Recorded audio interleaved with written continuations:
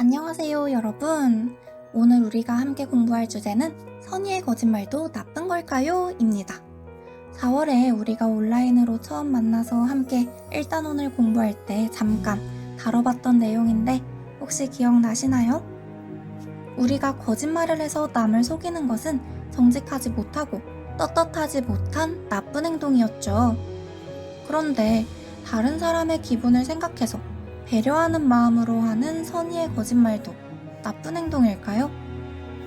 당시에 우리 친구들 중에 대부분의 친구들은 선의의 거짓말도 다른 사람을 속이는 것은 마찬가지이기 때문에 나쁜 행동이고 하면 안 된다고 말해줬어요. 그리고 몇몇의 친구들은 다른 사람을 위해 배려하는 마음에서 하는 행동이기 때문에 나쁜 것이 아니고 필요하다면 해도 괜찮습니다 라고 했어요. 자, 이 주제에 대한 이야기는 아주 옛날부터 많은 철학자들이 고민했던 주제이기도 하고 우리 5학년 친구들도 마찬가지로 의견이 분분한 주제이기 때문에 오늘은 선생님이 이 선의의 거짓말에 대해서 좀 더 깊이 생각해보는 시간을 가지려고 합니다. 그럼 본격적인 학습에 앞서서 학습 목표를 함께 읽어볼까요? 시작!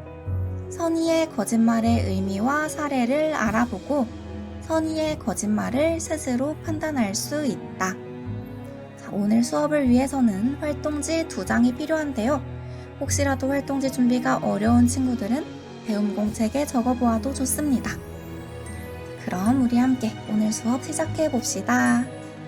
자, 우리는 선의의 거짓말이 옳은 행동인지 나쁜 행동인지 판단하기 위해서 먼저 선의의 거짓말이 정확히 무엇인지 알아야겠죠? 자, 이번 활동을 위해서 이렇게 생긴 활동지를 준비해 주시고요. 활동지 위에 적혀 있는 제목은 선의의 거짓말, 하얀 거짓말입니다. 자, 활동지를 사용하는 친구들은 활동지에 자기 반, 번호, 이름 꼭 써주시고요.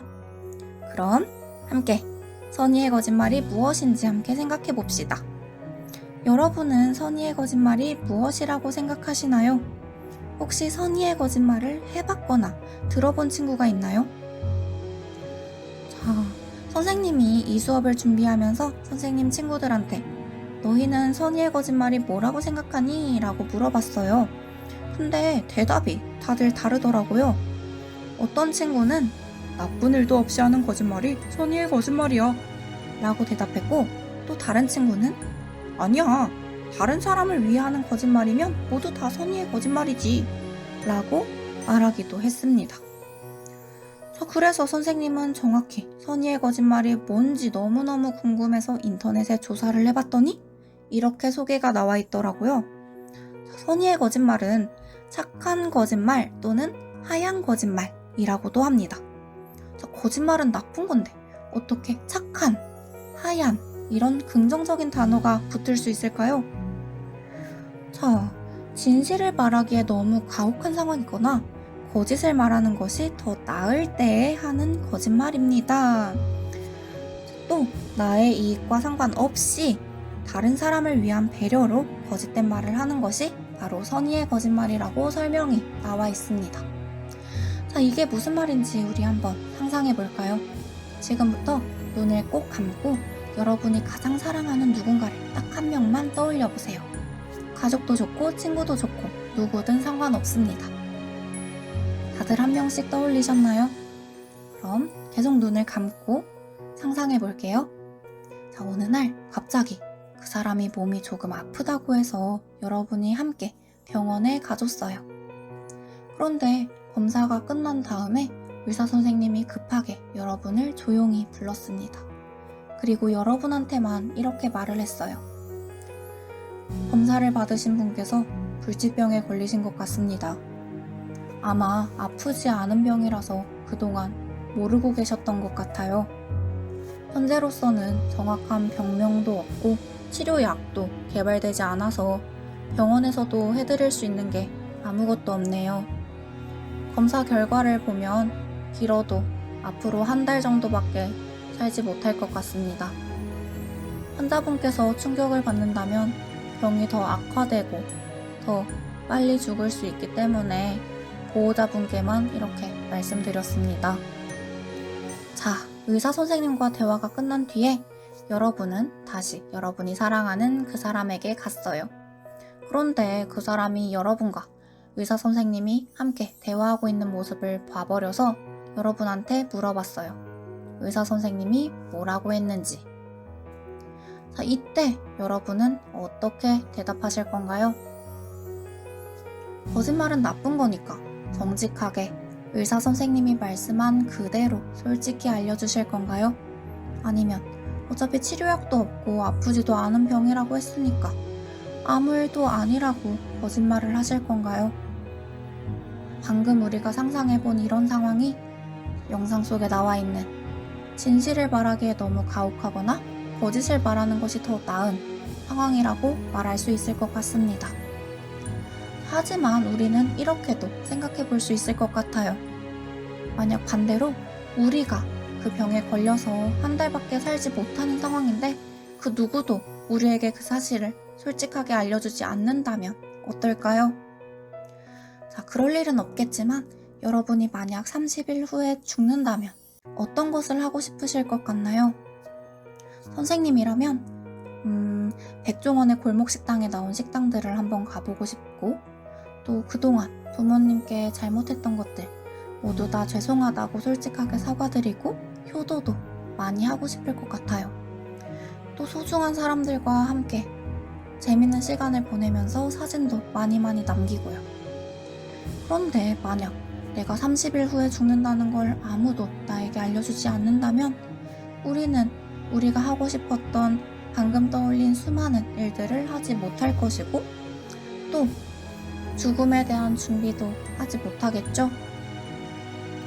거짓말을 한 사람이 상대방을 위하는 마음에서 배려하려고 좋은 의도로 한 거짓말이더라도 이렇게 정작 상대방이 행복하지 않거나 배려라고 고맙게 느끼지 못한다면 과연 이것을 정말 상대방을 위해서 한 선의의 거짓말이라고 할 수 있을까요?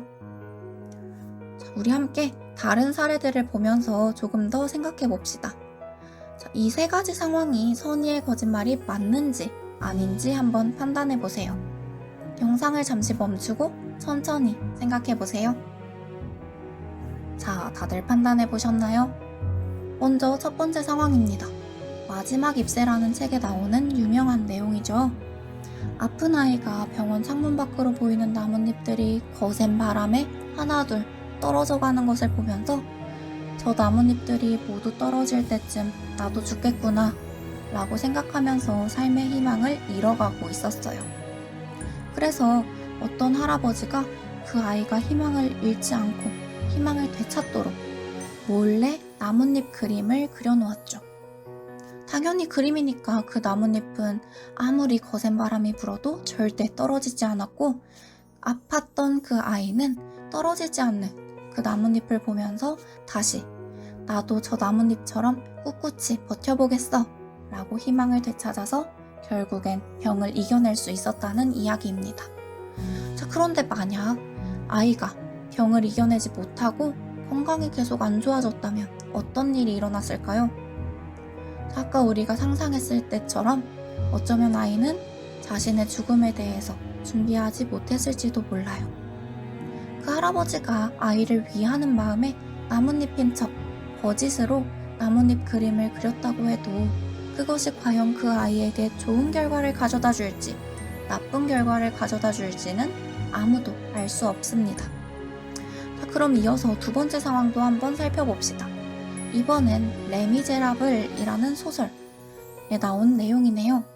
장발장이라는 도둑이 은으로 만든 비싼 접시들을 훔치다가 경찰에 체포됐어요. 그런데 접시 주인은 장발장을 위해서 거짓말을 하죠. 장발장이 몰래 접시를 훔친 것이 아니라 본인이 장발장에게 선물로 그냥 준 것이다 라고 말했어요.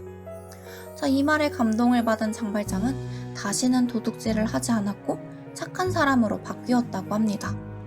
자, 그런데 지금도 만약 장발장이라는 도둑이 주인의 말을 듣고 감동을 받아서 행동을 고치지 않았다면 어땠을까요? 자, 장발장은 그 주인의 집에서 더 많은 물건을 훔치면서 모른 척 했을지도 모르고 주인의 말 때문에 감옥에 가지 않아서 다른 사람들이 더 도둑질을 당하는 나쁜 결과가 생겼을지도 모릅니다.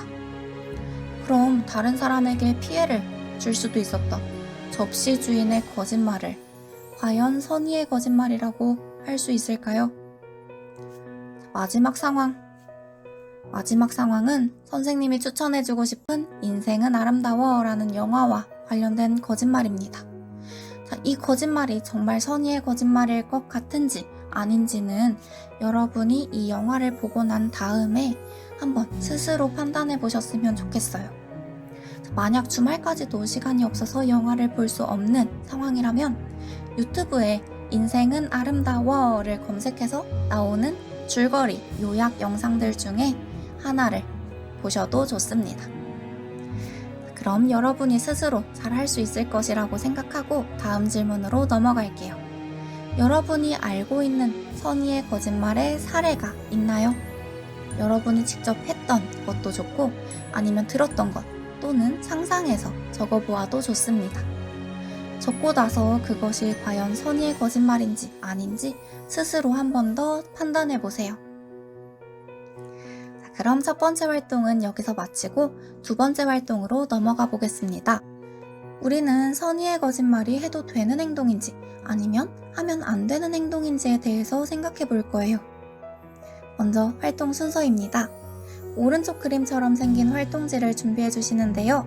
이번에도 활동지 대신에 대응공책을 사용하셔도 좋습니다. 그 다음에 준비를 하셨으면 먼저 선의의 거짓말에 찬성하는 사람들의 주장을 3가지 적어볼 거예요. 자, 선의의 거짓말을 해도 된다고 생각하는 사람들이 그렇게 주장하는 이유가 무엇인지 스스로 생각해서 적어보아도 좋고 인터넷이나 유튜브나 책 등을 찾아봐서 적어도 좋습니다. 자, 찬성 측 주장을 3가지 모두 다 적은 다음에 그 반대로 선의의 거짓말에 반대하는 사람들의 주장을 또 3가지 적어볼 거예요. 이때도 마찬가지로 인터넷이나 책, 유튜브 등을 찾아보면 좋겠죠? 자, 이렇게 찬성과 반대 측의 주장들을 모두 적으셨다 하면 마지막으로 여러분은 어떻게 생각하는지, 찬성하는지 반대하는지 여러분의 생각을 솔직하게 적어볼 거예요. 활동지 맨 아래에 물결 표시 위에 찬성 또는 반대라고 적어주시면 됩니다.